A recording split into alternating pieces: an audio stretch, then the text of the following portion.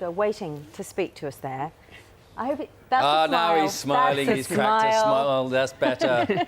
You had all scared, my lord. Are we on? We are not supposed to be. Sorry, I've just been patiently waiting for you. I know, but time is tempus fugit, they say. No, because the thing is, you came up in the screen and Sean had a quick look to make sure everything was there, okay, technically, and your face was set in what one can best describe as a relaxed pose, which can be a little bit intimidating at times.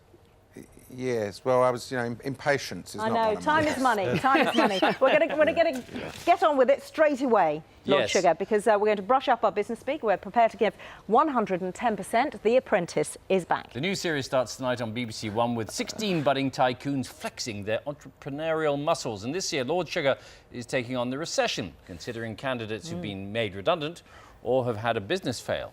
You've seen him already, and we're going to speak to Lord Sugar shortly. First, we're going to take a look at tonight's programme. Here it is. Guys, let's do something, which is a stock take. But Dan, we're not going to make any money by counting this up. We've got to start selling stuff. Yeah. Too. Right. At the end of the day, one of them... What they need to know is they need to know how much stock they've got, so we can be on the road. Why can't one of them count it then? Because they're selling. They're selling now. Yeah, but they're not all four of them are selling. Three of them are having a chat. Right, you arguing me isn't doing anything. We're not going to get anywhere for the next 15 minutes. Let's get it done. Give them a figure. We know where we stand. Okay. Let's do it. Right, OK, so we'll start off then with the pork and mustard, please. All four of us are doing a stock take. Now, we're wasting time trying to go and say we should be going over then selling. There's a whole box. Poorly organised, poorly managed, and you know what? As far as I'm concerned, we've wasted like half a day anyway just faffing about. That's the boys' team. Let's talk to Lord Sugar. You said later they were squabbling like old washerwomen. What is it about them? Well, I think it's panic, Sean, really. They don't do themselves a favour, some of these people, because they're quite intelligent, very intelligent, and they do have the business acumen about them. The trouble is that they don't have any time to do things, because I sprung this on them. They didn't realise this task. You'll see tonight, if you watch, that they actually had to work right the way through the night. They came into the boardroom, sitting there all comfortable, thinking they're going to go back to the house and have a little cocktail party, but instead I said to them, no, you're off right now, and you've got to work through the night. So they were up 24 hours. But apart from that, it's this panic. It's this kind of got to get things done on time, and a lot of jockeying for position of egos, really. Yeah. So, and that's why, we end up getting a good candidate at the end who actually can take all this situation of throwing them in the deep end. Yeah, pressure, clearly, putting people under pressure is a good test. Is it the best test of business acumen, though? Yeah, it is. It's not a bad one. It's not a bad one, I've got to tell you, because, things do change. If life is not as simple, otherwise we'd all be sitting on our yachts in the south of France and flying our private jets around.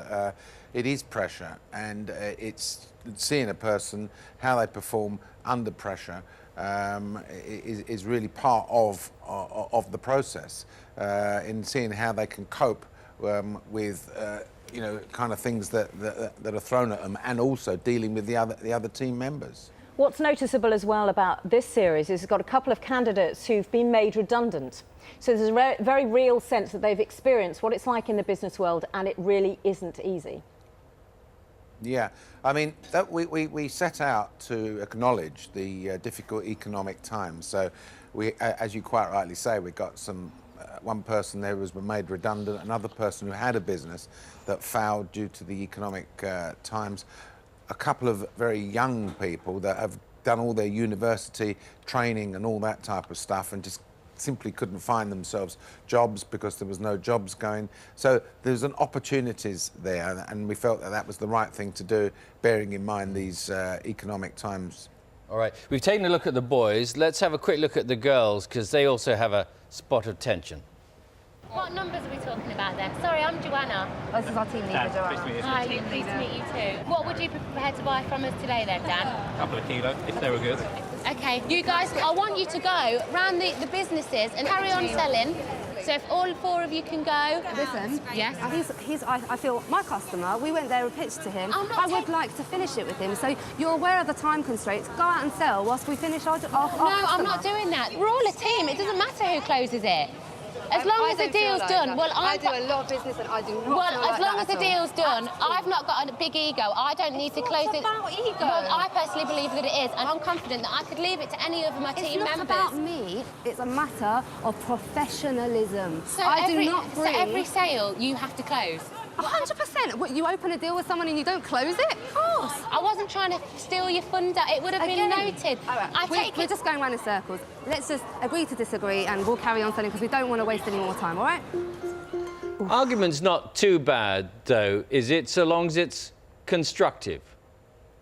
Yeah, I would always a healthy argument. I've always said a good healthy argument, and once the argument's over, that it should be over and get on with it, because it's not real arguments in the sense of you hate each other or some kind of matrimonial, issue. It's a business discussion, and if you don't agree with someone in business and the colleagues that you're working with, you should be able to argue it out and then move on. I saw a documentary about you, Lord Sugar, a couple of days ago, where your wife was talking about watching you on The Apprentice, and she says she finds it quite difficult because she thinks you're really lovely, and she says when she watches you on the programme, you come across quite differently. Well, Sean, the thing is that the producers have got to make a programme. They've got to make an hour-long programme. We have over 110, sometimes 130 hours of film goes on to make one episode, and it has to be condensed down to a 1 hour show. And the boardroom scenes obviously go on much longer than you see in the final edited version, and that's the way they portray me. Although this year I think you might find a slightly little bit more humour as we go along. Yeah, you're a teddy bear, really. We know that, but I know you. I know you know that, Phil. I know you know that. just one last. I didn't want to say it myself. One last thing. Sir Alan used to trip off the tongue so easily. What do they call you in the boardroom now? Because you really are. You're Lord Sugar. You're Alan Lord. What do they say? No. Well, you're quite right, Bill. That people can't get out of the habit of calling me Sir Alan. I fully understand that. Because they've seen me on TV for so many years. The actual correct title at the moment is Lord Sugar. That's the correct title. I mean, to my friends and people I've known for years, I'm Alan, obviously. Even my wife. But they call me Lord Sugar in the boardroom, and my ethos has always been this. Before I was Sir Alan, I always had this thing that employees.